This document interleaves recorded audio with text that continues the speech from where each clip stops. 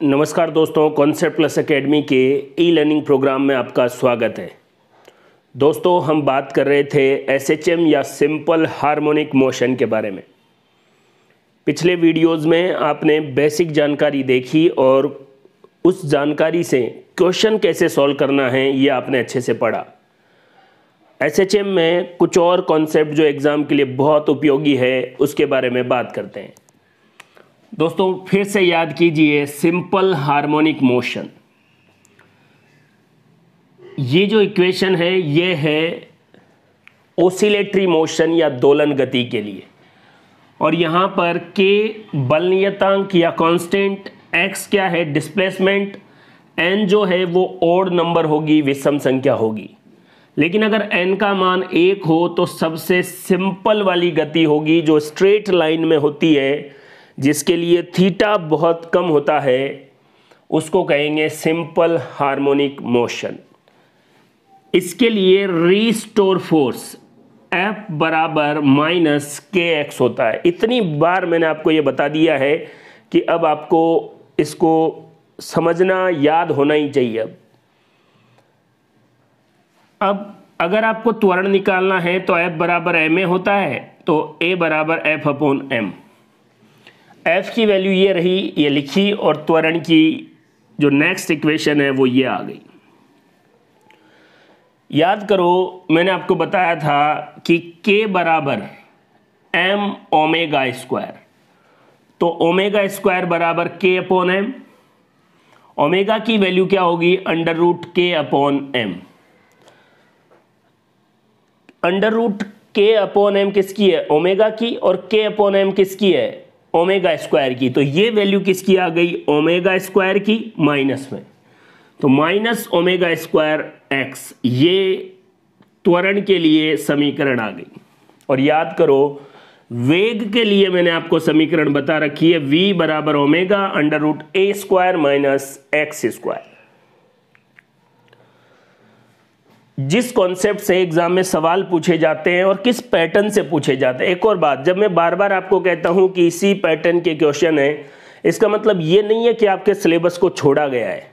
आपके सिलेबस से ज़्यादा ही पॉइंट कवर करवाए गए हैं।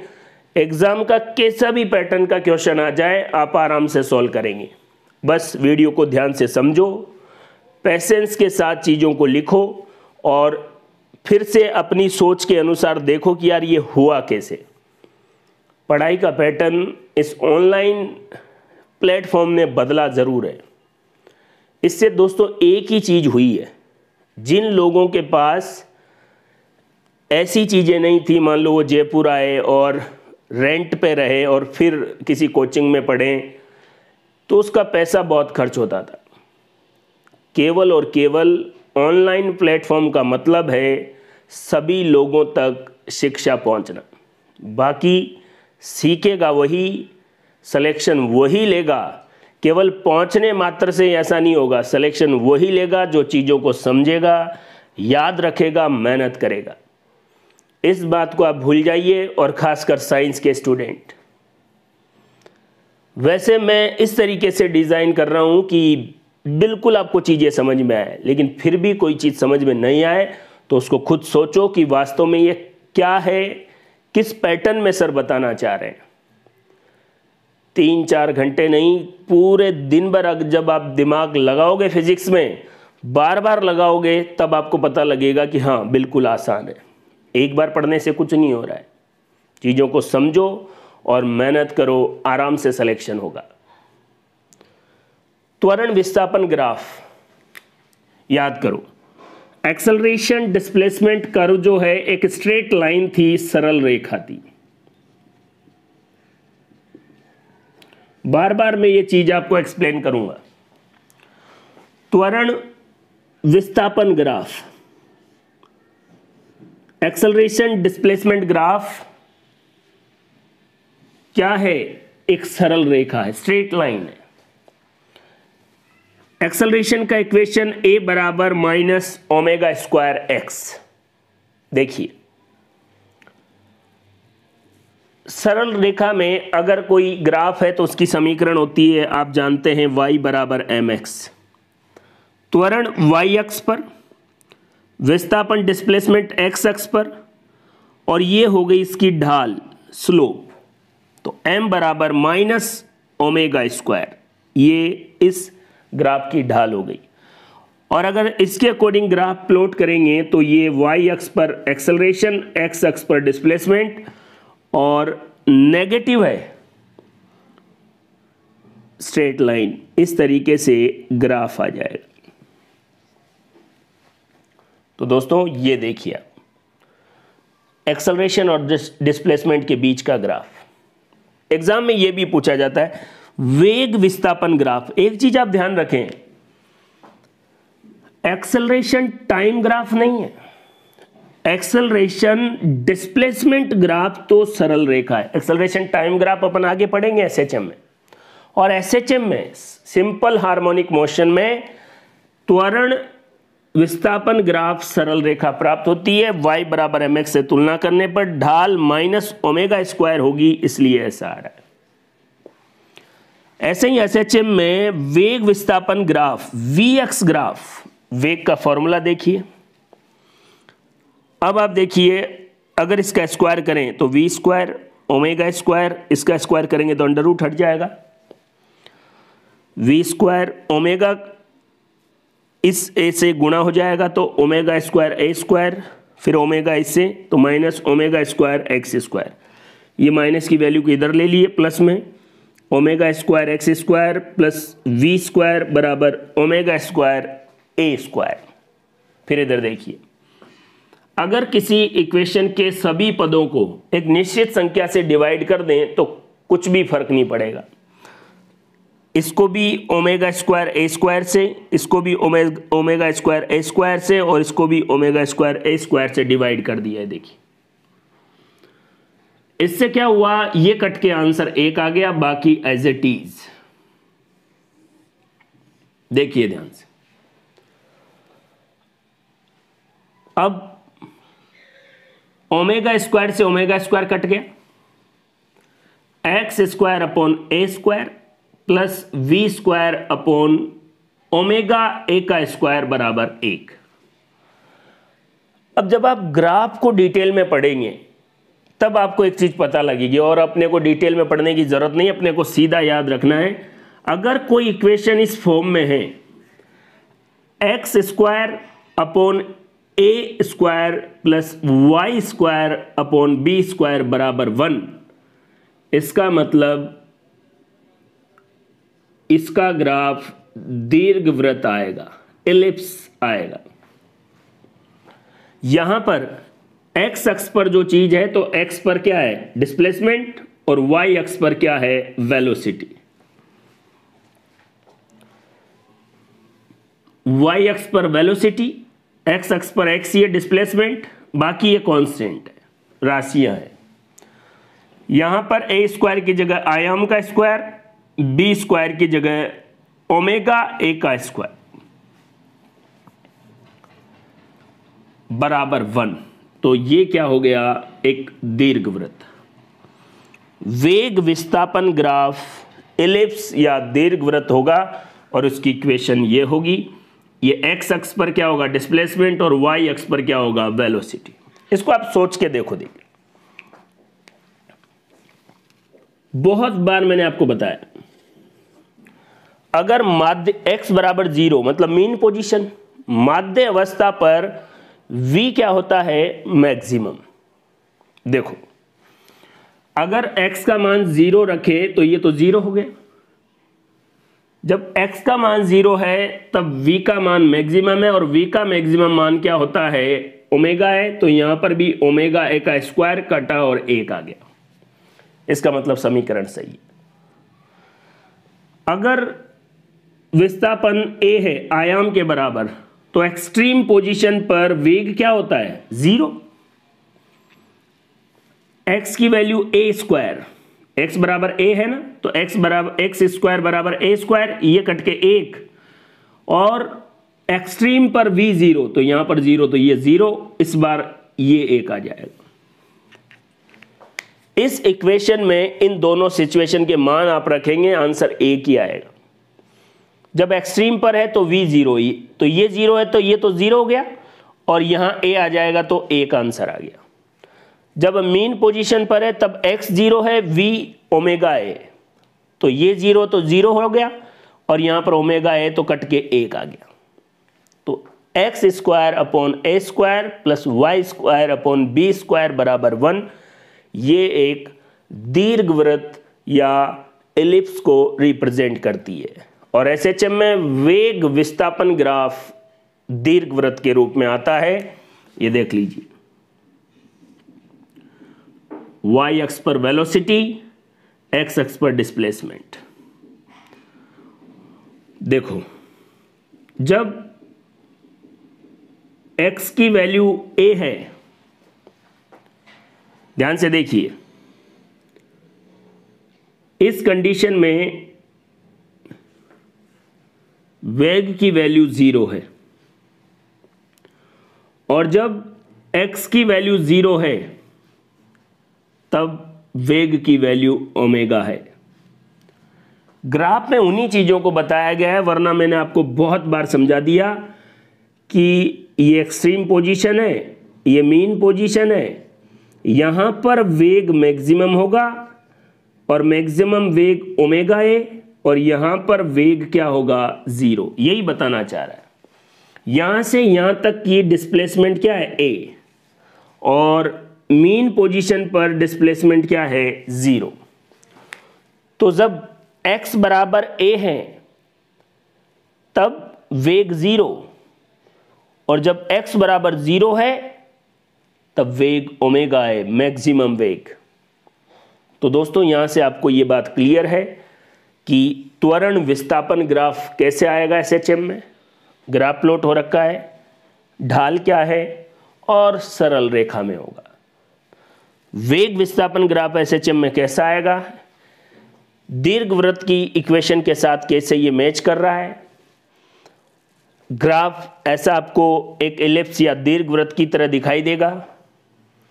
ग्राफ भी आपको समझा रहा है और पहले भी मैंने आपको बता दिया है कि मीन पोजीशन पर वेग मैक्सिमम और एक्सट्रीम पोजीशन जहां पर x की वैल्यू a है वहां पर वेलोसिटी 0 या 0 होगी। तो दोस्तों सिंपल हार्मोनिक मोशन, सरल आवर्त गति को हम साइन थीटा, कोस थीटा इस वे में भी देखते हैं। पहले तो आपको ये सोचना है कि सिंपल हार्मोनिक मोशन वही है, ये मीन पोजीशन, ये एक्सट्रीम, ये वापस मीन, फिर इधर एक्सट्रीम और वापस मीन, और ये पूरा क्या हो गया, एक टाइम पीरियड या आवर्तकाल हो गया, एक पूरा ओसिलेशन हो गया। अब इसको ग्राफिकली या इक्वेशन के रूप में कैसे लिख पाएंगे, साइन थीटा, कोस थीटा, उससे आपको बिल्कुल डरने की ज़रूरत नहीं है। और इसके प्रोजेक्शन को कई बार हम यूनिफॉर्म सर्कुलर मोशन की तरह भी लिख सकते हैं। देखिए, यूनिफॉर्म सर्कुलर मोशन एक समान वृत्तीय गति एसएचएम नहीं है। कण एसएचएम नहीं कर रहा है, कण सरल आवर्त गति नहीं कर रहा है, लेकिन उसका प्रोजेक्शन क्या है, एसएचएम में है। तो साइन और कोस इस वे में एसएचएम को किस प्रकार बात करेंगे, आइए पहले तो मैं आपको एक सिंपल सा सवाल बताता हूं जो एग्जाम में पूछा गया है। D square x upon D T square plus 3x बराबर 0, आवर्तकाल ज्ञात करें।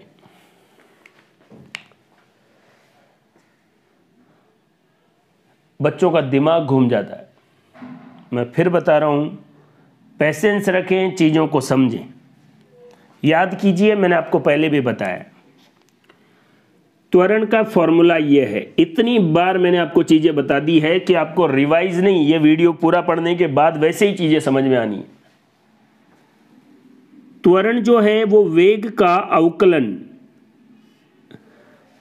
वेग का डिफरेंशिएशन समय के सापेक्ष करेंगे तो त्वरण आता है, और विस्थापन का डिफरेंशिएशन समय के सापेक्ष करेंगे तो वेग आता है। तो देखो, पहले विस्थापन का डिफरेंशिएशन टाइम के साथ करेंगे तो वेग आएगा, फिर उसका डिफरेंशिएशन टाइम के साथ करेंगे तो त्वरण आएगा। कहने का मतलब विस्थापन का, डिस्प्लेसमेंट का 2 बार डिफरेंशिएशन कर दें तो आपके पास त्वरण आ जाएगा d²x/dt²। एक्सेलरेशन क्या है? Double differentiation of displacement. विस्थापन का 2 बार अवकलन करने पर त्वरण आता है। इस a की वैल्यू को यहां रखिए, तो d²x/dt² बराबर -ω²x, और इस -ω² को इधर लाइए, वहां 0 रह जाएगा। d²x/dt² प्लस ω²x बराबर 0। दोस्तों ये डिफरेंशियल इक्वेशन फॉर SHM है। SHM की अवकलन समीकरण है d²x/dt² प्लस ω²x बराबर 0। यहां पर x विस्थापन है, ओमेगा कोणीय आवृत्ति है और x फिर से विस्थापन है। अब आपका क्वेश्चन देखिए, अगर आप इस इक्वेशन और इसको मैच करेंगे d²x/dt² प्लस 3x, 3 किसकी वैल्यू है? ω² की। हमें पूछा क्या है? Time period. याद कीजिए, अगर ओमेगा की वैल्यू मिल जाए तो टाइम पीरियड आ जाएगा। ω² की वैल्यू 3 है तो ओमेगा की वैल्यू क्या हो गई? √3। तो टाइम पीरियड आपके पास 2π/√3 सेकेंड। देख लीजिए आप, अगर आप चीजों को सही से समझेंगे तो क्वेश्चन बिल्कुल आसान है। बिल्कुल क्लियरिटी के साथ चीजों को समझें, कहीं भी पैनिक होने की जरूरत नहीं है। लेकिन अगर आप सिस्टमेटिक नहीं देखेंगे तो ऐसे क्वेश्चन आपको बहुत परेशान कर देंगे। आइए, कई बार क्या होता है, ये x अक्ष है, x अक्ष पर विस्थापन y अक्ष पर भी हो सकता है। ये देख लीजिए, d²y/dt² ω² बराबर 0, z पर भी हो सकता है। ये तीनों इक्वेशन सही है और तीनों डिफरेंशियल इक्वेशन फॉर SHM है। x अक्ष पर ये, y अक्ष पर ये, और z अक्ष पर ये। अब हम बात करते हैं जिससे आप डरते हैं, sin ωt प्लस फाई क्या है। और मैं कहता हूं आप किसी बच्चे से बात कर लें, ऐसे क्वेश्चन देखते ही उसका दिमाग खराब होता है। अगर इस वीडियो को आप बड़े शांति से देखेंगे तो आपको लगेगा केवल इनकी शक्ल खराब है। अगर आप इनको समझेंगे तो आपको पता लगेगा कि बिल्कुल आसान है। चलो आइए, ये डिफरेंशियल इक्वेशन है, ज़्यादातर इसी का इस्तेमाल होता है इसलिए कह रहा हूं। मैथमेटिक्स में इस डिफरेंशियल इक्वेशन का अगर सॉल्यूशन आप करेंगे तो डिफरेंशियल इक्वेशन फॉर SHM का सॉल्यूशन करने पर आपके पास x बराबर a sin ωt plus phi, x बराबर a sin bracket ωt plus phi bracket बंद। कहने का मतलब ये और ये एक ही बात है। इस डिफरेंशियल इक्वेशन का सॉल्यूशन यह है मैथमेटिकली रूप से। अब आप कहें कि इसको या इस डिफरेंशियल इक्वेशन का सॉल्यूशन करके बताइए, हम मैथमेटिक्स नहीं पढ़ रहे हैं। आपको सीधा याद रखना है कि ये इक्वेशन कहां से आई, जो डिफरेंशियल इक्वेशन है SHM की, उसका सॉल्यूशन करने पर। और इससे कैसे सवाल आते हैं ये मैंने आपको समझा दिया है। अब आइए, अगर y अक्ष पर हो तो इस इक्वेशन को ऐसे लिख सकते हैं, y बराबर a sin ωt plus phi. z अक्ष पर हो तो ऐसे लिख सकते हैं। अब बात को समझो, ये ωt प्लस फाई, इसको कहते हैं फेज, कला, t समय पर।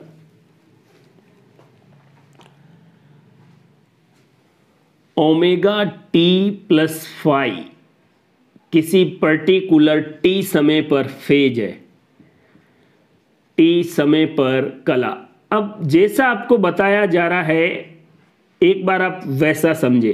फेज कला, कला का मतलब एंगल 0, और ये कला रेडियन में आएगी 0, या यूं कह सकते हैं π/2, पाई 3π/2, इस तरीके से। तो ओमेगा टी प्लस फाई क्या है, किसी भी पर्टिकुलर टी टाइम पर फेज कला। इसमें देखो ये फाई क्या है, फाई इनिशियल फेज है कि मोशन कहां से शुरू हो रहा है, पहले ही किस कला में हो। इसलिए टी समय पर कला को omega t plus phi, phi का मतलब प्रारंभिक कला, और अब टी समय बाद कितनी कला हो गई, दोनों को जोड़कर टी समय पर कला हो जाएगी। फाई बराबर 0, या तो प्रारंभिक कला 0 होगी या प्रारंभिक कला कुछ रेडियन होगी, कुछ भी। टी टाइम के बाद जहां से भी वो चलेगा उसका जो फेज होगा, कोण होगा, वो क्या होगा, ओमेगा टी।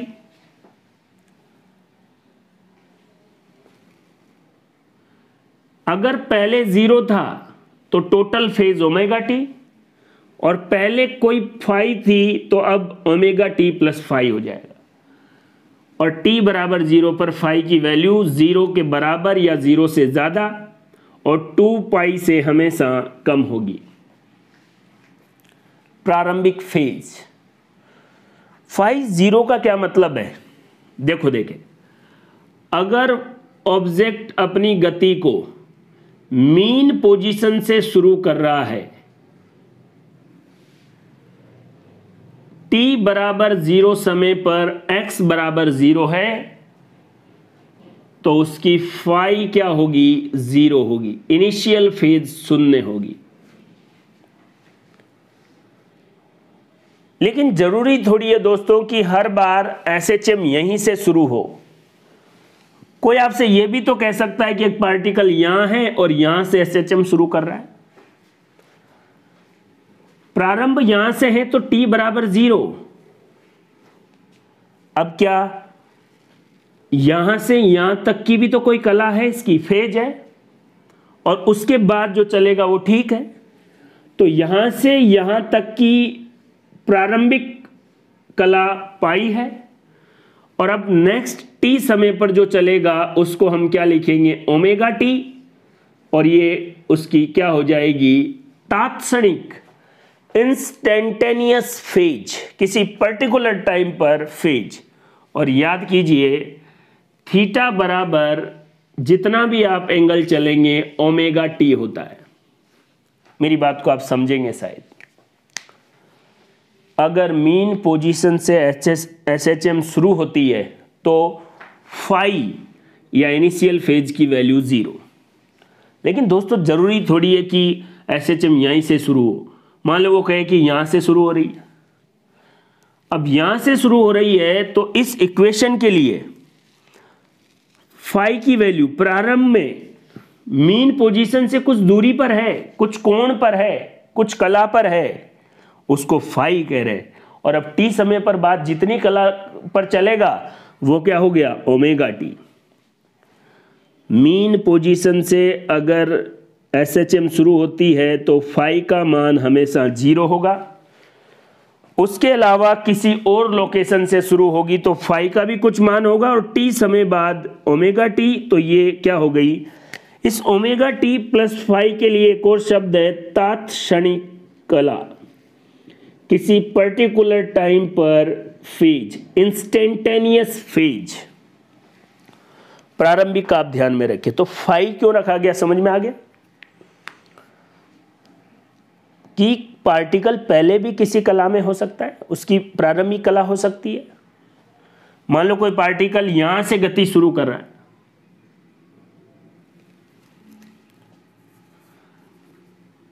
अब इसकी यहां से लेकर यहां से कला क्या होगी वो देखेंगे अपन।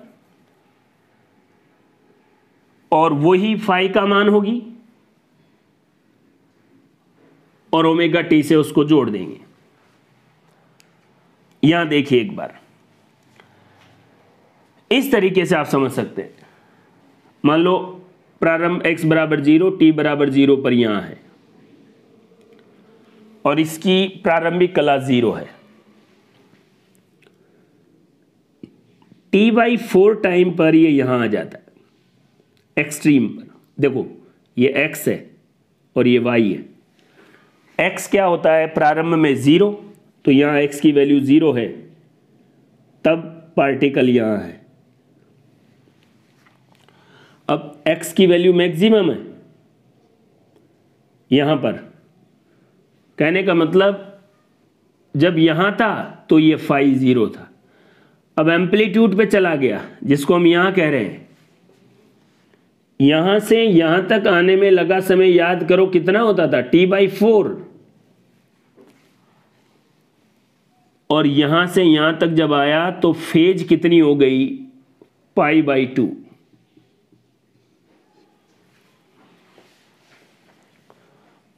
डिग्री। कहने का मतलब अगर कोई पार्टिकल मीन पोजीशन के दाईं तरफ आयाम से अपनी SHM शुरू करता है तो उसकी प्रारंभिक फेज, इनिशियल फेज का मान क्या होगा, π/2। और अब t समय बाद कितनी होगी, तो π/2 में क्या जोड़ देंगे, ओमेगा टी, और t टाइम पर फेज आ जाएगी। इसलिए देखो यहां से यहां तक का टाइम t/4, फिर यहां से यहां तक का t/4, क्यों, ये भी 90 डिग्री ट्रेवल, ये भी 90 डिग्री, ये भी 90 डिग्री, ये भी 90 डिग्री। सिंपल हार्मोनिक मोशन में डिस्प्लेसमेंट के अकॉर्डिंग नहीं, फेज कितनी चला है, सेम फेज टाइम सेम लगेगा। किसी पार्टिकल को समान कला में जाने के लिए समय समान लगेगा। डिस्प्लेसमेंट के बारे में आपको यह नहीं कहना है। इसको ऐसे भी लिख सकते हैं, देखो ऐसे, ये पार्टिकल यहां था, फिर यहां आ गया, कितना टाइम लगा यहां तक आने में, t/4, फिर वापस यहीं आ गया, आधा आवर्तकाल हो गया t/2, फिर इधर चला गया नीचे की तरफ और फिर वापस आ गया, और ये पूरा एक टाइम पीरियड हो गया। इसको ऐसे भी लिख सकते हैं, ऐसे भी लिख सकते हैं, परेशान होने की जरूरत नहीं है। यूनिफॉर्म सर्कुलर मोशन में कण जो है वो SHM नहीं करता, लेकिन उसका प्रोजेक्शन, उसका डायग्राम SHM की तरह होता है। देखो आप, ये पूरा आवर्तकाल यहां से यहां तक t/4, वापस आया तो जाकर वापस आने में t/2, इधर पहले गया वापस आया, फिर इधर आया 3t/4 और वापस आ गया, टोटल टाइम क्या हो गया, t। ऐसे भी रिप्रेजेंट कर सकते हैं। अगर आप इसकी फेज देखेंगे तो प्रारंभ में फेज 0, यहां पर π/2, यहां पर पाई, यहां पर 3π/, ये देखो यहां पर क्या हो गया 3π/2, और यहां पर क्या हो गया 2π। 0, π/2, पाई, फिर इसमें π/2 और जोड़ देंगे तो कितना हो गया 3π/2, ये क्या हो गया 2π। तो ये क्या था, फेज। इन बातों को समझने में आपको थोड़ी समस्या हो सकती है, लेकिन मैं फिर कह रहा हूं, ये इक्वेशन है। प्रारंभ में पार्टिकल कहां था, ये उसकी इनिशियल फेज है। टी समय बाद कहां होगा, तो प्रारंभ में, और ओमेगा टी जोड़ देंगे, ये उसकी इंस्टेंटेनियस फेज हो जाएगी। समझने वाली बात ये है। लेकिन SHM को ऐसे भी लिख सकते हो, ऐसे भी लिख सकते हो, ऐसे हम पढ़ते आ ही रहे हैं। और थीटा जो है वो ओमेगा टी है, और फाई की वैल्यू, इनिशियल फेज की वैल्यू 0 और 2π के बीच में होगी, 0 के बराबर हो सकती है, कभी भी 2π के बराबर नहीं होगी। अब एक क्वेश्चन जो बार बार पूछा जाता है और बच्चे उसमें गलती कर देते, देखो देखें, ये मीन पोजीशन है, ये इसकी चरम अवस्था है, यहां से कण यहां गया, कितनी दूरी तय की, कितना विस्थापन, आयाम के बराबर, कितना समय लगा, t/4।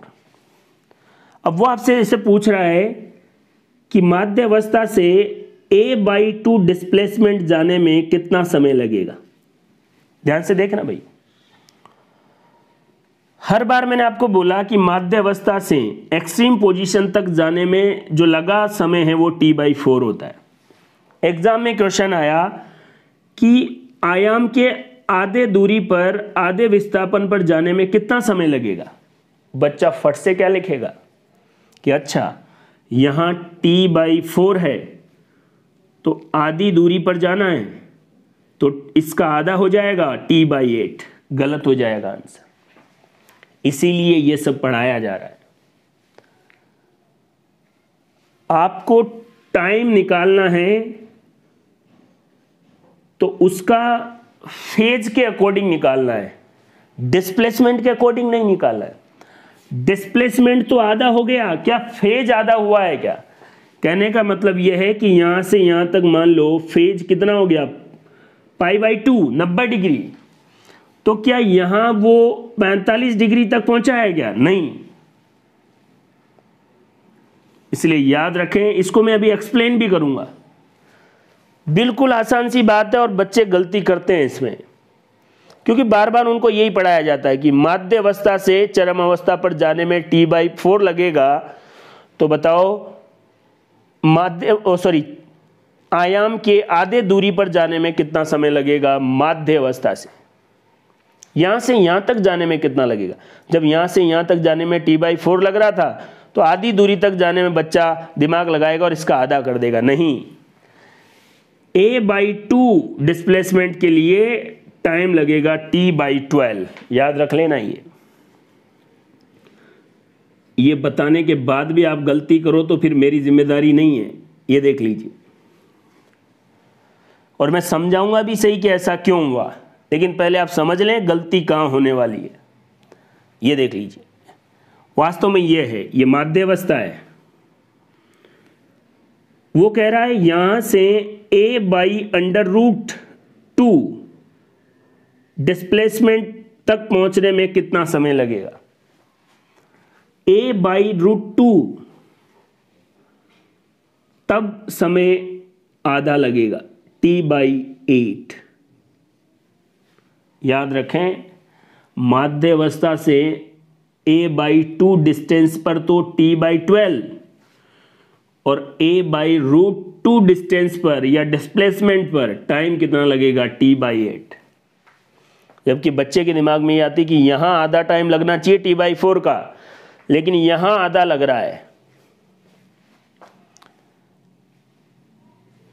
मान लीजिए कोई कण यहां पर है t=0 पर, और इसके लिए जो फेज है वो 0 है, फाई। कुछ समय बाद, t समय बाद ये यहां आ गया ऐसे मूव करके, तो थीटा कितना हो गया, ω/t। कहने का मतलब इसने जो फेज ट्रेवल की है मीन पोजीशन से, क्योंकि कला हमेशा मीन पोजीशन से मापी जाएगी, तो प्रारंभ में 0 था ही और इसकी इंस्टेंटेनियस फेज ω/t हो गई। लेकिन अगर कोई पार्टिकल पहले से यहां है और ये इसकी मीन पोजीशन है, मान लो वो पहले से ही यहां है इस जगह पर, t=0 यहां पर है, तो इसकी फाई कुछ होगी। ये क्या हो गई, इसकी मीन पोजीशन से पहले ही इतनी कला पर है तो ये फाई हो गई, और t टाइम के बाद ये इतना चल गया तो इसको क्या बोलेंगे, थीटा ω/t। तो मीन पोजीशन से इसकी फेज कितनी हो गई, पहले से ही थी फाई और ω/t, तो instantaneous phase phi plus ω/t हो जाएगी। इस पूरी बात का सार यही है कि SHM कहीं से भी शुरू हो सकती है, अगर मीन पोजीशन से शुरू होती है तो फाई या इंस्टेंटेनियस या यदि मीन पोजीशन से शुरू होती है तो इनिशियल फेज की वैल्यू क्या होगी 0, और कहीं से शुरू होती है तो हम उस फेज को निकाल लेंगे कहां से, मीन पोजीशन से। लेकिन याद रखें फेज जो है ये फेज, इस फेज का मान मीन पोजीशन से ही निकाला जाएगा। अगर पहले कुछ है तो फाई ऐड कर देंगे और कितने टी समय बाद जो चला उसको ओमेगा टी बोल देंगे। फेज को ही मैं आपको थोड़ा और समझाता हूं, ज़्यादा आप इसको देख के टेंशन नहीं लें। क्वेश्चन में कैसी अप्रोच आती है जब हम बात करेंगे आपको आसानी से समझ में आएगा। अभी अगर आपकी पहले से मैथमेटिकल अप्रोच ठीक नहीं है तो आपको इसको समझने में प्रॉब्लम आएगी।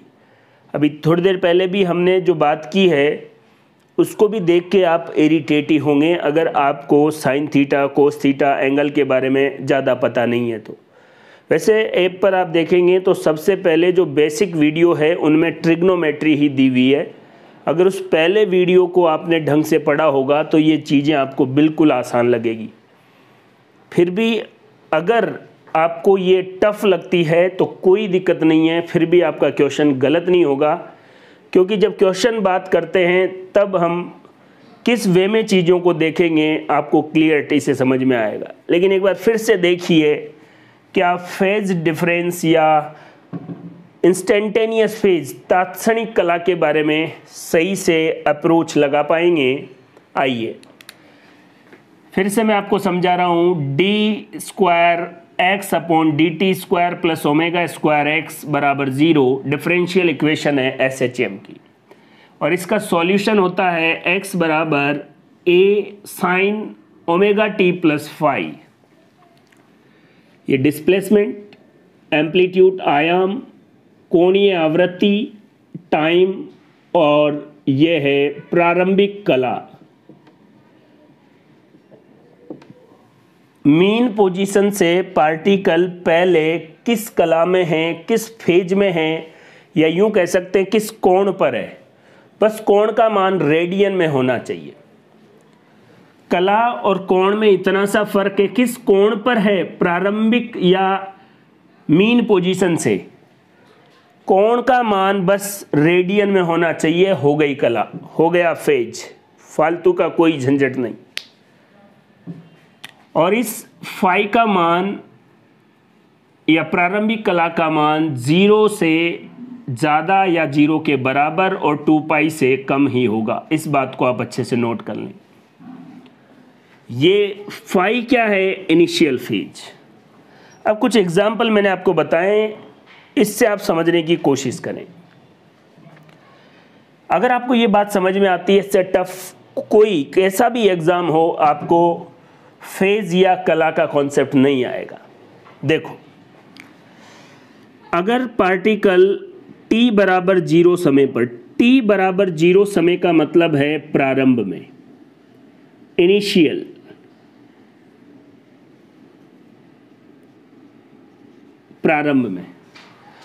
प्रारंभ में कोई पार्टिकल यहां है, मीन पोजीशन पर ही है।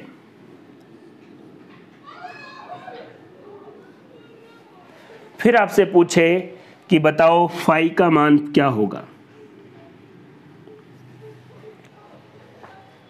फाई क्या है, मीन पोजीशन से कोई पार्टिकल किस कोण पर है, यही फाई है। बस प्रारंभ में कोई कण मीन पोजीशन से कितने कोण की दूरी पर है या कितने कोण पर है, बस कोण का मान रेडियन में होना चाहिए। अब ये तो मीन पोजीशन पर ही है तो थीटा का मान 0, तो फाई का मान भी क्या हो गया, 0। क्यों?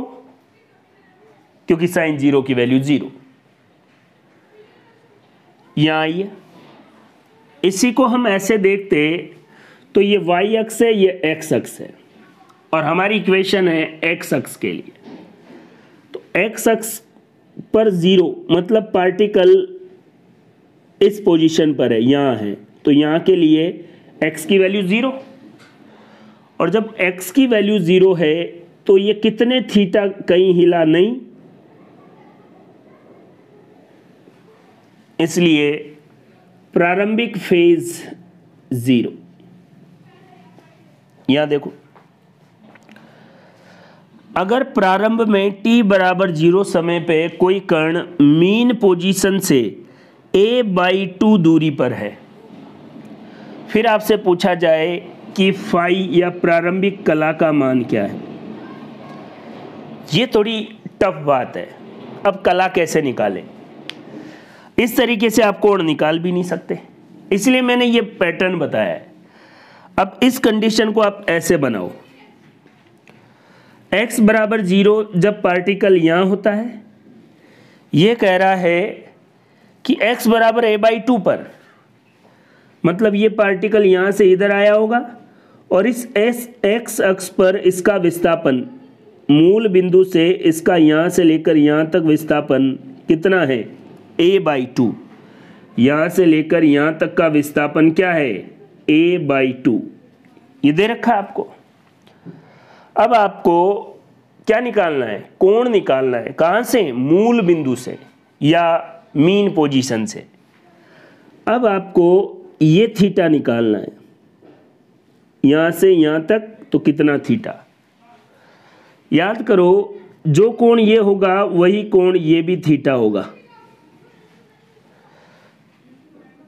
एक समकोण त्रिभुज आ गया और ये जो लाइन है ये आयाम को बताती है, ये पूरी आयाम a। थीटा के सामने वाली भुजा लंब पता है और ये a पता है, तो साइन थीटा बराबर लंब बटे कर्ण, लंब a/2 दे रखा है और कर्ण मैंने आपको बोला ये लाइन a है, a से a कट गया, साइन थीटा बराबर 1/2 और साइन थीटा 1/2 वैल्यू किसकी होती है? 30 की। अगर कोई कण यहां है t बराबर 0 समय पर, तो उसका जो प्रारंभिक फेज है, देखो कोण कितना है? 30 डिग्री, तो उसको रेडियन में लिखेंगे तो क्या हो जाएगा? π/6। इस कंडीशन में प्रारंभिक कला का मान π/6 है। यही कंडीशन है, लेकिन इस तरीके से नहीं निकाल के ऐसे निकालोगे तो आराम से सॉल्व हो जाएगा। इसको ऐसे भी देख सकते थे कि ये जो लाइन है ये a है। अगर ये a है तो थीटा के पास वाला a कोस थीटा और ये वाला a साइन थीटा, तो a साइन थीटा किसके बराबर हो रखा है? a/2 के, तो कट गया। और साइन थीटा किसके बराबर हो रखा है? 1/2, 30 डिग्री, 30 डिग्री को π/6।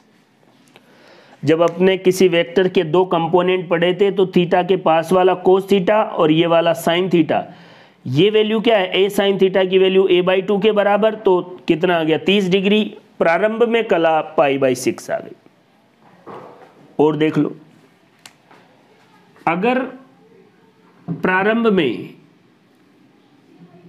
कोई कण चरम अवस्था पर है x बराबर a पर, तो वैसे तो आप जानते हैं कि जब यहां से यहां गया है तो इसका कोण प्रारंभ में π/2 है।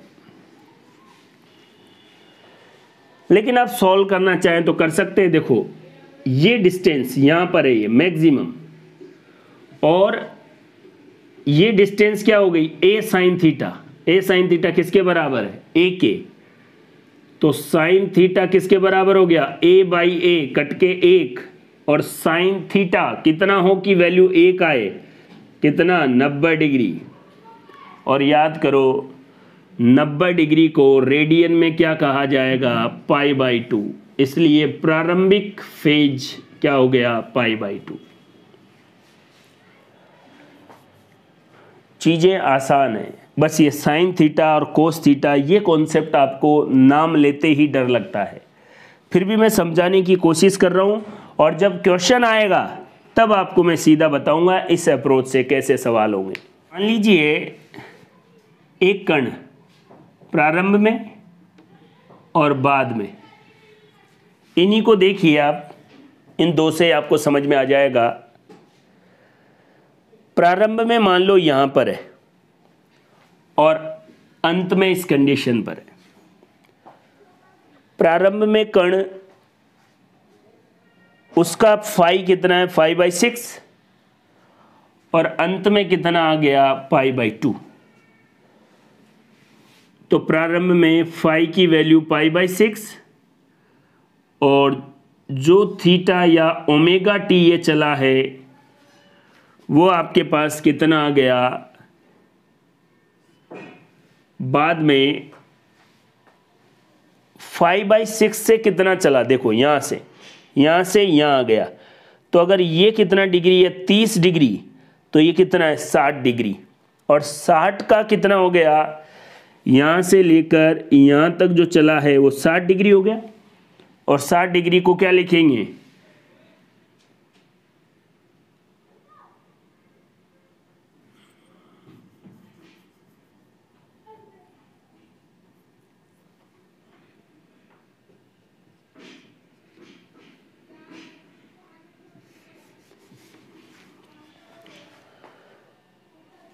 तो ये 30 डिग्री पर था पहले और यहां आ गया, तो अब कितना चला 60 डिग्री। तो थीटा कितना या ओमेगा टी की वैल्यू कितनी हो गई π/3। यहां से लेकर यहां तक जाने के लिए इक्वेशन क्या हो गई, x बराबर a sin omega t plus phi. ध्यान से देखना, यहां से लेकर यहां तक आने के लिए इक्वेशन, तो x बराबर a sin ओमेगा टी किसके बराबर है 5/3 के, और पहले क्या है 5/6। इस तरीके से यदि कोई वस्तु कहां से a/2 से, पहले a/2 पर थी, a/2 से a तक जाती है तो उसके लिए इक्वेशन ये होगी। इस तरीके से हम किसी के लिए भी SHM की जो इक्वेशन है वो जनरेट कर सकते हैं। SHM के क्वेश्चंस को अगर आपको सही से सॉल्व करना है तो ये 4 इक्वेशन या 4 कॉन्सेप्ट आपको अच्छे से याद होने चाहिए। मैथमेटिकल अप्रोच भी मैं आपको बता सकता था, लेकिन आपके एग्ज़ाम के लिए और जो क्वेश्चन आपके एग्ज़ाम में पूछे जाते हैं उसके लिए ये सफिशिएंट नॉलेज है। इनके ज़बरदस्ती आप डेरिवेशन करेंगे, मैथमेटिकल अप्रोच सीखने की कोशिश करेंगे, कुछ नहीं होने वाला है, ज़बरदस्ती आप उलझेंगे। इसलिए मैंने यहाँ पर आपको कुछ कॉन्सेप्ट या क्लियर कट बातें बताई है, उनको आप ध्यान में रखें। वैसे यहाँ पर भी मैंने उसकी पूरी अप्रोच बताई है, लेकिन आप समझे चीज़ों को कि याद क्या रखना है। देखो, अगर क्वेश्चन में आपको दिया गया है कि कोई कण माध्य अवस्था से पॉजिटिव डायरेक्शन में, इधर यदि कण मीन पोजीशन से पॉजिटिव दिशा में गति कर रहा है, तब समीकरण तो आपको पता ही है a sin omega t plus phi. अगर माध्य अवस्था से गति शुरुआत कर रहा है तो प्रारंभिक फेज, इनिशियल फेज 0 है, तो इसकी वैल्यू 0 हो गई, तो x डिस्प्लेसमेंट बराबर a sin ओमेगा टी हो गया। ऐसा नहीं है कि अपन कुछ बात छोड़ रहे हैं, लेकिन आप चीज़ों को समझे। तो x बराबर a sin ओमेगा टी, ये इक्वेशन आ गई। आप क्या समझे इससे, आप ये समझे कि कण मीन पोजीशन से पॉजिटिव डायरेक्शन में मूव कर रहा है। अब आप इस इक्वेशन को देख के ही पता लगाएं ये सारी बातें। दूसरी, अगर कण मीन पोजीशन से पॉजिटिव डायरेक्शन में मूव कर रहा है तो इनिशियल फेज क्या लिखेंगे 0। ये 2 कॉन्सेप्ट आपके दिमाग में होने चाहिए। देखिए, और अब अगर x का डिफरेंशिएशन या अवकलन करेंगे समय के सापेक्ष, तो वेग आएगा। इस ओमेगा को बाहर ले लेंगे तो ओमेगा है, और साइन ओमेगा टी का डिफरेंशिएशन कोस ओमेगा टी, तो वेग क्या हो गया v बराबर omega a cos omega T. कब, जब कण मीन पोजीशन से पॉजिटिव डायरेक्शन में मूव कर रहा है। त्वरण का फॉर्मूला a बराबर माइनस ओमेगा स्क्वायर एक्स आप हमेशा जानते हैं। माइनस ओमेगा स्क्वायर और x की वैल्यू यह रही, लिख दी, त्वरण का मान आ गया। कंडीशन याद रखें कि मीन पोजीशन से पॉजिटिव डायरेक्शन में x क्या होगा, v क्या होगा और a क्या होगा। जो आपकी इक्वेशन है उसमें फाई का मान 0 रखा और ये आ गया। तो ये तीनों इक्वेशन किसके लिए है, जब कण माध्य अवस्था से धनात्मक दिशा में जाए। अगर इसका विपरीत ऋणात्मक अवस्था में आए, यहां से इधर, ये मीन पोजीशन है और कण इधर जा रहा है, यदि कण मीन पोजीशन से नेगेटिव की तरफ जाता है, वही इक्वेशन। यहां पर फाई की वैल्यू पाई है और फाई की जगह पाई आ गया। अब देखो ध्यान से, ये इक्वेशन आपको मिलेगी, x बराबर a sine omega t plus pi. बताइए कण किधर गति कर रहा है, माध्य अवस्था से नेगेटिव डायरेक्शन। इक्वेशन देख के पता लगना चाहिए, माध्य अवस्था से पॉजिटिव डायरेक्शन। दोनों इक्वेशन में कण माध्य अवस्था से शुरुआत कर रहा है। अगर पॉजिटिव में जा रहा है तो इनिशियल फेज 0 और नेगेटिव में जा रहा है तो इनिशियल फेज फाई, पाई जिसको कहेंगे, पाई और फाई। ये पाई है और ये फाई है, ये फाई और ये पाई। अब देखो यहां पर आपके सामने क्या आ गया, x की value a sine omega t plus pi और साइन 180 डिग्री प्लस थीटा बराबर माइनस साइन थीटा। तो आप इसको क्या लिख सकते हो, x बराबर minus a sine omega T, यहां पर प्लस था, डायरेक्शन चेंज हुई, माइनस में हो गया। बस फाई का मान ध्यान रखें, v यहां प्लस था, यहां माइनस में हो गया, a यहां प्लस में, यहां माइनस में था और यहां प्लस में हो गया। वैसे भी x की वैल्यू जो है वो नेगेटिव में है, तो नेगेटिव और नेगेटिव पॉजिटिव हो गया। दो कॉन्सेप्ट और देखो, अगर कोई कण माध्य अवस्था पर नहीं, चरम अवस्था पर है प्रारंभ में, और वो भी पॉजिटिव a, और उससे मीन पोजीशन की तरफ आ रहा है, तो बताओ प्रारंभ में यहां है तो इनिशियल जो फेज है वो कितना है, π/2। तो इक्वेशन ऐसे ही लिखेंगे, फाई की जगह π/2। अब देखो ओमेगा टी क्या होता है, थीटा, ये क्या हो गया 90 डिग्री, साइन 90 प्लस थीटा क्या होता है, कोस थीटा, इसलिए ये क्या हो गया, a साइन ओमेगा टी की जगह कोस ओमेगा टी, क्योंकि ये क्या हो गया साइन 90 प्लस थीटा, और साइन 90 प्लस थीटा को कोस थीटा, थीटा बराबर ओमेगा टी, इसलिए ये आ गया। v का मान क्या हो गया, minus omega a sine omega T, त्वरण वही, और x की वैल्यू रखेंगे माइनस ओमेगा स्क्वायर ए कोस ओमेगा टी। यदि कण माइनस ए से मीन पोजीशन की तरफ जाए, तब यहां देखिए थीटा या सॉरी प्रारंभिक जो फाई है वो कितना है 3π/2, और साइन 270 प्लस थीटा बराबर माइनस कोस थीटा होता है। तो यहां पर ये x बराबर a कोस थीटा प्लस में था या माइनस में, v ये प्लस में आ गया, और यहां पर x का मान रखेंगे तो a क्या हो गया प्लस में, omega square a cos omega T. चार कंडीशन मैंने आपको बताई है, मीन पोजीशन से पॉजिटिव, मीन पोजीशन से नेगेटिव, पॉजिटिव ए से मीन पोजीशन की तरफ, नेगेटिव ए से मीन पोजीशन की तरफ। विस्थापन, डिस्प्लेसमेंट, वेलोसिटी, एक्सेलरेशन, चारों में ये चीजें आपको ध्यान में रखनी है।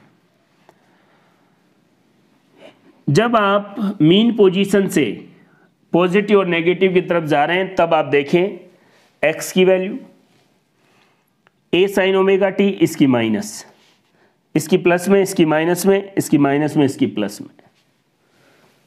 फिर इनको अलग रखें, इसको देखो, इसकी वैल्यू प्लस में, इसकी माइनस में, इसकी माइनस में, इसकी प्लस में, इसकी माइनस में, उसकी प्लस में।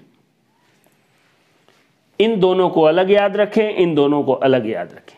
लेकिन कहीं भी आपको पूछा जाए कि x बराबर a cos ओमेगा t, मतलब कण अपनी गति की शुरुआत, मोशन की शुरुआत a से कर रहा है, चरम पोजीशन से कर रहा है, वो भी पॉजिटिव वाले से।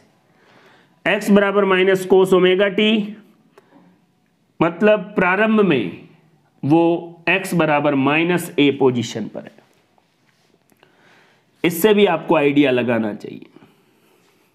ये देख लीजिए। अब हम इन तीनों के लिए ग्राफ समझेंगे, और ग्राफ में आप देखिए ये साइन ओमेगा टी, यहां पर भी a में वही साइन है, वेलोसिटी में कोस है। देखो इन दोनों में कोस है, यहां पर साइन आ गया। तो आप देख पा रहे हैं, केवल एक इक्वेशन याद कर लेंगे, ओमेगा का मान क्या है, फाई का मान क्या है, इससे काम नहीं होने वाला है। क्वेश्चन को समझना पड़ेगा कि प्रारंभ में गति माध्यावस्था से धनात्मक की तरफ हुई है, माध्यावस्था से ऋणात्मक की तरफ हुई है, पहले ही चरम अवस्था धनात्मक से माध्यावस्था की ओर हो रही है या ऋणात्मक से माध्यम अवस्था की ओर हो रही है। और उनके लिए x, v और a की वैल्यू आपको पता होनी चाहिए। इनको समझने के लिए इन दोनों को आप अच्छे से समझो। यहां पर प्रारंभिक जो कला है वो 0, यहां पर फाई 180 डिग्री, यहां पर प्रारंभिक जो कला है वो π/2, और यहां पर प्रारंभिक कला है वो 3π/2।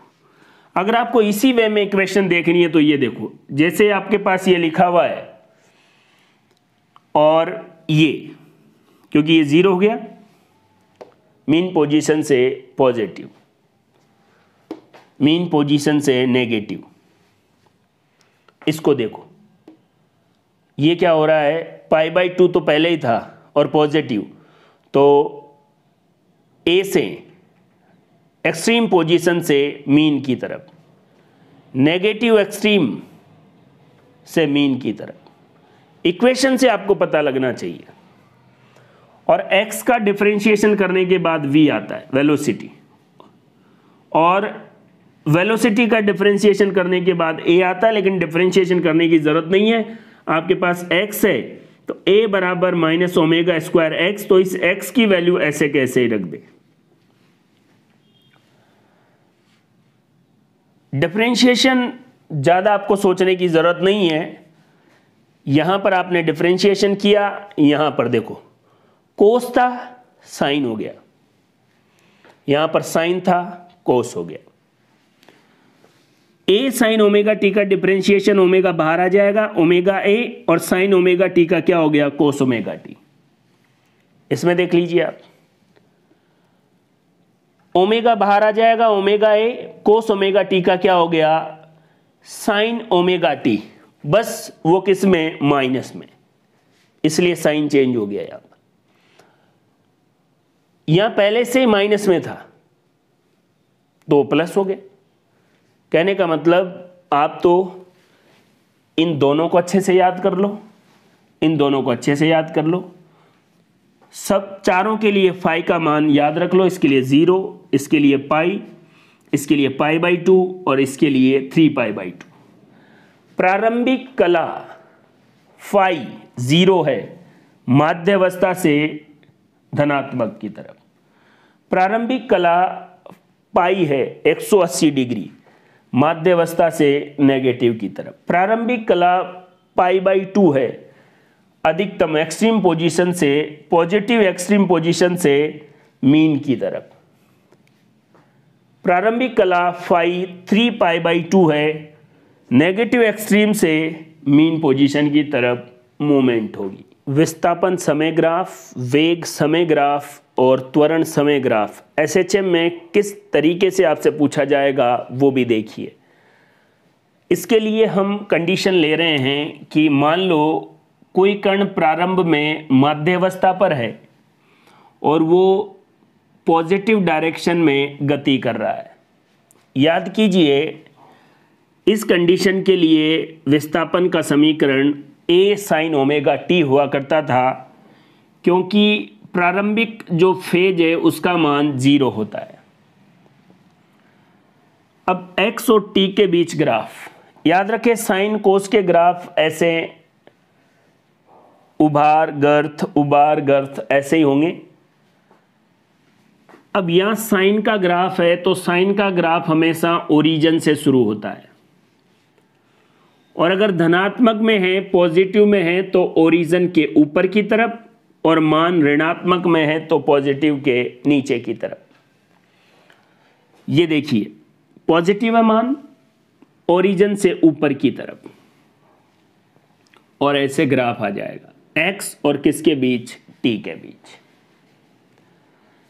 x बराबर a sin ओमेगा t का ग्राफ ये है। जब कण प्रारंभ में माध्यावस्था पर है और फिर गति शुरू की है धनात्मक दिशा में, इस समीकरण से ग्राफ ये बन गया। याद रखें, साइन का ग्राफ ओरिजिन से क्यों शुरू होता है, क्योंकि साइन 0 की वैल्यू क्या होती है, 0। तो पॉजिटिव, उसको ज़्यादा सोचने की ज़रूरत नहीं है, आप तो इतना याद रखें, साइन का ग्राफ ओरिजिन से ऊपर गया मतलब पॉजिटिव डायरेक्शन में, नीचे गया मतलब नेगेटिव डायरेक्शन में, और शुरू हमेशा ओरिजिन से ही होगा, बात खत्म। इसके लिए v का formula omega a cos omega t. Cos का ग्राफ ओरिजिन के ऊपर या नीचे से शुरू होगा, ये ओरिजिन यहां से शुरू होगा। अब पॉजिटिव डायरेक्शन में है तो ऊपर से, नेगेटिव में है तो नीचे से। तो पॉजिटिव में है, यहां से शुरू हुआ और ग्राफ ऐसे आए, वीटी ग्राफ। यहां देखिए, एक्सेलरेशन के लिए ग्राफ फॉर्मूला यह है, नेगेटिव है। एटी ग्राफ एक्सटी ग्राफ जैसा ही होगा, बस नेगेटिव का क्या मतलब है, देखिए आप, साइन का ग्राफ नेगेटिव का मतलब ओरिजिन से नीचे की तरफ शुरू होगा और पॉजिटिव का मतलब ऊपर की तरफ शुरू होगा। जो एक्सटी ग्राफ है उसका जस्ट अपोजिट ग्राफ, यहां से ये ऊपर की तरफ, यहां से ये नीचे की तरफ। एक्सटी ग्राफ और एटी ग्राफ एक दूसरे के जस्ट अपोजिट होते हैं। अब इन ग्राफ में कला का डिफरेंस, फेज डिफरेंस क्या होता है, देखिए, ये एक्सटी ग्राफ, ये वीटी और ये एटी। एक्सटी ग्राफ और वीटी ग्राफ में या एक्स और वी के मध्य कला का डिफरेंस π/2, विस्थापन और वेग के मध्य कला का डिफरेंस π/2, वेग और त्वरण के मध्य कला का डिफरेंस π/2। याद रखें, 90 डिग्री का डिफरेंस है दोनों में। कोई डायरेक्ट ये पूछ ले कि विस्थापन और त्वरण के मध्य कला का डिफरेंस, तो π/2 टोटल कितना हो गया, पाई डिफरेंस हो गया। वेग विस्थापन से π/2 कला आगे है, त्वरण वेग से π/2 कला आगे है, विस्थापन से त्वरण पाई कला आगे। x बराबर a sin ओमेगा टी, और वेग के लिए क्या हो जाए, omega a sine omega t plus π/2, तो π/2 आगे हैं। और त्वरण के लिए ये देखिए कितना आगे हैं, पाई आगे है। तो x से v कितना आगे है, फिर से बता रहा हूं, π/2। वेग से त्वरण कितने कला आगे है, π/2, मतलब दोनों के बीच कला का डिफरेंस π/2, लेकिन विस्थापन और त्वरण के मध्य कला का डिफरेंस कितना होगा, पाई। त्वरण पाई कला आगे होगा। इसका मान तो ये होता है माइनस, लेकिन याद रखें माइनस साइन थीटा बराबर साइन 80 प्लस थीटा होता है, 180 प्लस थीटा, और थीटा क्या है, ओमेगा टी। तो यहां से sine minus sine omega t को साइन 180 प्लस ओमेगा टी लिख सकते हैं। तो आप परेशान नहीं हो कि सर यहाँ तो साइन माइनस था और यहाँ पर प्लस कैसे हो गया, क्योंकि यहाँ माइनस ओमेगा स्क्वायर ए साइन ओमेगा टी था। माइनस साइन ओमेगा टी को क्या लिख सकते हैं, साइन 180 प्लस ओमेगा टी, और पाई का मतलब क्या होता है 180। तो दोस्तों फेज डिफरेंस समझ में आया। एक बार फिर कह रहा हूं, विस्थापन और वेग में फेज डिफरेंस π/2, वेग π/2 आगे है, त्वरण और वेग के मध्य भी डिफरेंस π/2, और विस्थापन और एक्सेलरेशन के बीच पाई डिफरेंस होगा। और इनके ग्राफ ये रहे। साइन का ग्राफ ओरिजिन से शुरू होगा, अगर वैल्यू पॉजिटिव में है तो ऊपर की ओर, नेगेटिव में हो तो नीचे की ओर। कोस का ग्राफ ओरिजिन से ऊपर या नीचे की तरफ से शुरू होगा, अगर पॉजिटिव में है तो ऊपर की तरफ और नेगेटिव में है तो नीचे की तरफ से शुरू होगा। दोस्तों एसएचएम में एक्सटी, वीटी और एटी इनके रिलेशन से अगर क्वेश्चन पूछा गया तो ध्यान रखें इसी कॉन्सेप्ट से पूछा जाएगा। मैंने आपको चीज़ें बड़ी क्लियरिटी के साथ बताई है, एक बार मैं आपको फिर बताना चाह रहा हूँ। कई बार आप जैसे विस्थापन डिस्प्लेसमेंट से वेग निकालना, वेग से त्वरण निकालना, उसको मैंने याद करना आपको बता दिया है। अगर आपको याद नहीं होती है ना, तो उससे जैसे विस्थापन से वेग निकालना, विस्थापन का अवकलन करेंगे वेग आ जाएगा, वेग का अवकलन करेंगे त्वरण आ जाएगा, वो भी कोई टफ नहीं है। देखो अगर आप साइन ओमेगा टी का अवकलन करते हैं तो कोस ओमेगा टी आ जाता है, और कोस ओमेगा टी का अवकलन करते हैं तो माइनस साइन ओमेगा टी आ जाता है। एक तो ये याद रख लें, साइन ओमेगा टी का अवकलन cos omega t, cos omega t का अवकलन minus sine omega t. Simple सी बात है। दूसरी बात, अगर साइन 180 प्लस थीटा हो तो उसको हम माइनस साइन थीटा भी बोल सकते हैं।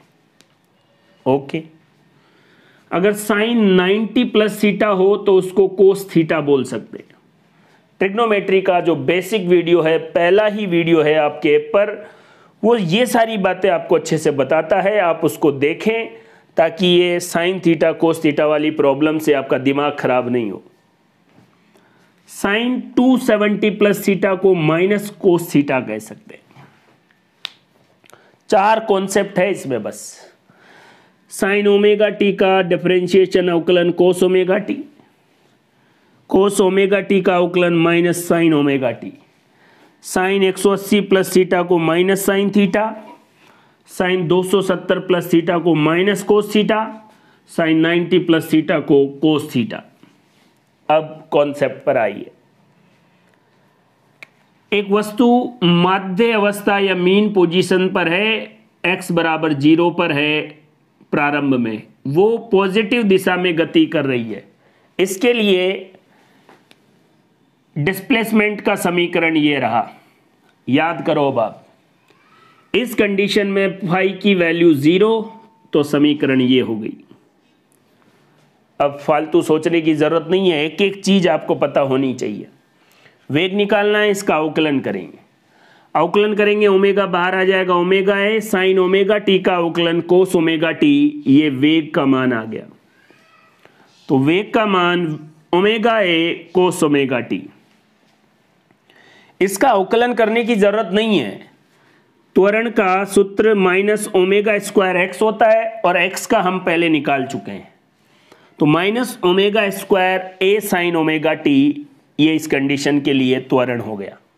अब ग्राफ देखिए, एक्स ए साइन ओमेगा टी, साइन का ग्राफ है, पॉजिटिव है, ओरिजिन से ऊपर की तरफ शुरू होगा। उसके बाद वेग, कोस का ग्राफ है, पॉजिटिव है, तो कहां से शुरू होगा, ओरिजिन के ऊपर से, क्योंकि पॉजिटिव है, ऐसे। त्वरण समय ग्राफ माइनस में और साइन है, नीचे से शुरू होगा। ये ग्राफ हो गया। इसके और इसके बीच फेज डिफरेंस कलांतर कितना है, π/2। इसके बीच कलांतर कितना है, फेज डिफरेंस π/2। और इन दोनों के बीच x और a के बीच कितना फेज डिफरेंस है, पाई। बात खत्म। इतनी सी बात थी, बस आप बार बार चीजों को देखेंगे तब जाके आप इनके फैमिलियर हो जाएंगे, आपको कोई प्रॉब्लम नहीं होगी। और देखो t बराबर 0 पर मीन पोजीशन पर है, उससे नेगेटिव डायरेक्शन में मूवमेंट हो रही है।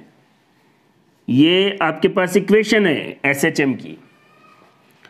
इस कंडीशन में याद करो जब नेगेटिव डायरेक्शन में तो फाई की वैल्यू पाई है, यहां पर पाई लिख दिया।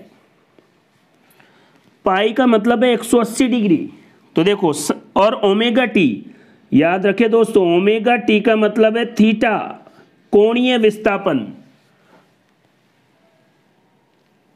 अगर ये 180 है, ये थीटा है, तो साइन 180 प्लस थीटा नहीं हो गया।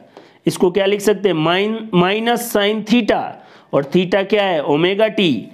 ये पूरा माइनस साइन थीटा के बराबर हो गया, और थीटा ओमेगा टी, इसलिए माइनस ए sine omega t.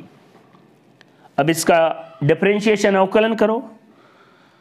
Sign omega t का अवकलन कोस ओमेगा टी, और ओमेगा बाहर आ जाएगा और साइन वैसे के वैसे ही रहेगा, minus omega a cos omega T. त्वरण, ये प्लस क्यों हुआ? देखो त्वरण का formula minus omega square x होता था, वो भी माइनस में और एक्स भी माइनस में, तो माइनस माइनस प्लस, और ओमेगा स्क्वायर ए साइन ओमेगा टी। अब ग्राफ देख लो, विस्थापन समय ग्राफ। इस कंडीशन में साइन का ग्राफ है, ओरिजिन से शुरू होगा, माइनस है इसलिए नीचे से यहां से। वेग का ग्राफ, कोस का ग्राफ है, ओरिजिन से ऊपर या नीचे शुरू होगा, माइनस है इसलिए नीचे से शुरू होगा।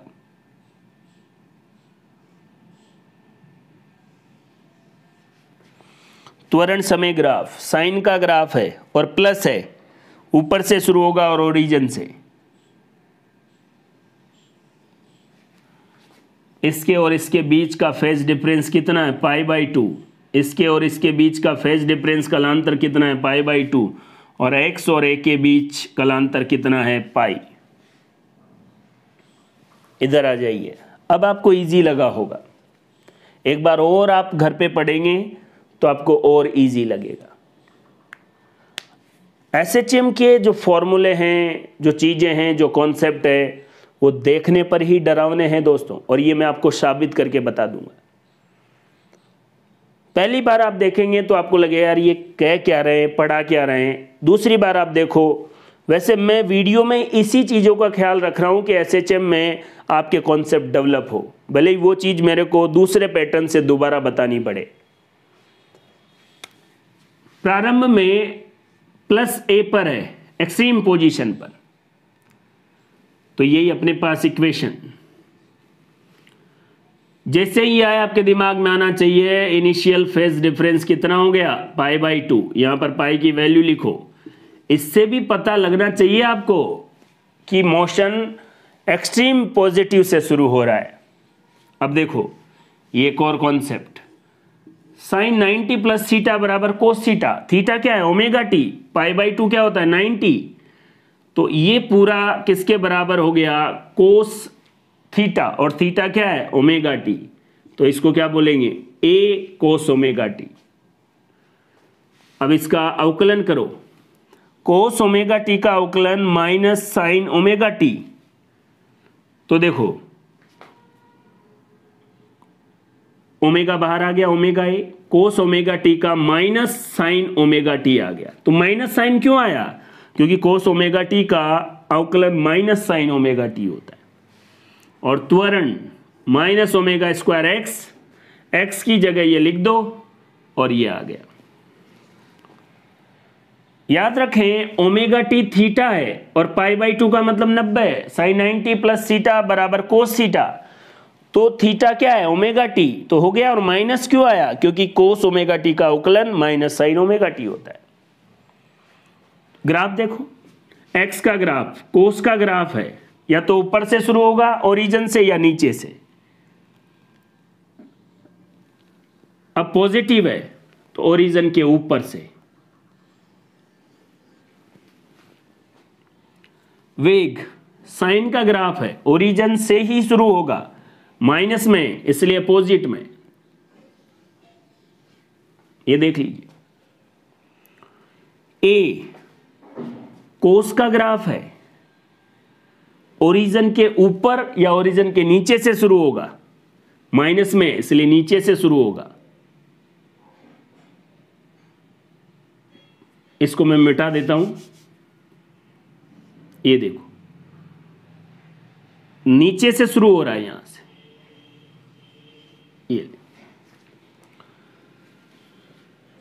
विस्थापन और वेग के मध्य ग्राफ का कलांतर π/2, इसका कलांतर भी π/2 और विस्थापन और त्वरण के मध्य का कलांतर पाई होगा। याद रखें पाई का मतलब 180 डिग्री। आखिरी कंडीशन, अगर गति एक्सट्रीम नेगेटिव से शुरू हो रही है, x माइनस ए है, समीकरण अपने पास वही है, इस कंडीशन में इनिशियल फेज 3π/2, क्योंकि पहले कण यहां पर आया π/2, फिर इधर π/2 तो पाई हो गया, फिर इधर गया 3π/2। 3π/2 का मतलब है 270 और साइन 270 प्लस थीटा बराबर माइनस कोस थीटा, तो माइनस कोस ओमेगा टी हो गया, यहां प्लस था। डिफरेंशिएशन करेंगे कोस ओमेगा टी का माइनस साइन ओमेगा टी, तो ये पहले माइनस था, इसका डिफरेंशिएशन और माइनस माइनस प्लस हो गया, omega a sine omega T. त्वरण माइनस ओमेगा स्क्वायर एक्स, और एक्स किसमें माइनस में, तो इसलिए प्लस हो गया, तो ओमेगा स्क्वायर ए कोस ओमेगा टी। ग्राफ देखो, एक्स और टी का ग्राफ कोस का ग्राफ है, या तो ओरिजिन से ऊपर शुरू होगा या ओरिजिन से नीचे शुरू होगा, माइनस में इसलिए नीचे शुरू होगा। वी का ग्राफ साइन का ग्राफ है, ओरिजिन से ही शुरू होगा, पॉजिटिव में है इसलिए ऊपर से शुरू होगा। ए और टी ग्राफ कोस है, या तो ओरिजिन के ऊपर शुरू होगा या नीचे शुरू होगा, पॉजिटिव है इसलिए ऊपर शुरू होगा, सॉरी ओरिजिन से नहीं। ये कोस का ग्राफ, ये मैंने यहां पर गलत बनाया, ध्यान से देखो भाई, एक्स कोस का ग्राफ है और माइनस का मतलब नीचे से, तो यहां से नहीं, ओरिजिन से नहीं, नीचे से, ओरिजिन के नीचे से, ये होगा ग्राफ। वी का ग्राफ साइन का ग्राफ है, ओरिजिन से शुरू होगा, पॉजिटिव है, ऊपर से शुरू होगा, बिल्कुल सही है। ए का ग्राफ कोस का ग्राफ है और पॉजिटिव है, इसलिए ओरिजिन से ऊपर की तरफ शुरू होगा। ये दोनों ग्राफ एकदम अपोजिट होने चाहिए, एक्स और ए, एक्स टी और ए टी ग्राफ देखो अपोजिट, अपोजिट, ये ऊपर है ये नीचे, ये वापस आ रहा है ये नीचे जा रहा है, अपोजिट अपोजिट। एक्स और वी के बीच कलांतर π/2, वी और ए के बीच कलांतर π/2, विस्थापन और त्वरण के बीच कलांतर क्या होगा, पाई। ये चारों कंडीशन आपने अच्छे से समझ ली। सबके लिए डिस्प्लेसमेंट, विस्थापन, वेग और क्या निकालना सीख लिया, त्वरण। एग्जाम का एक भी सवाल ऐसा नहीं होगा जो आप सॉल्व नहीं कर सकते।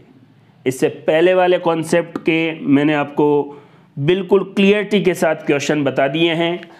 अब इन टॉपिक से क्वेश्चन कैसे आते हैं उस बारे में भी बात करेंगे, लेकिन वीडियो में जो मैंने आपको ये बातें बताई है, इस लेवल तक अगर आपने सोचा और बार बार रिवाइज किया, एग्ज़ाम में कैसे क्वेश्चन आते हैं जब मैं बताऊंगा तो आपको लगेगा बिल्कुल आसान है।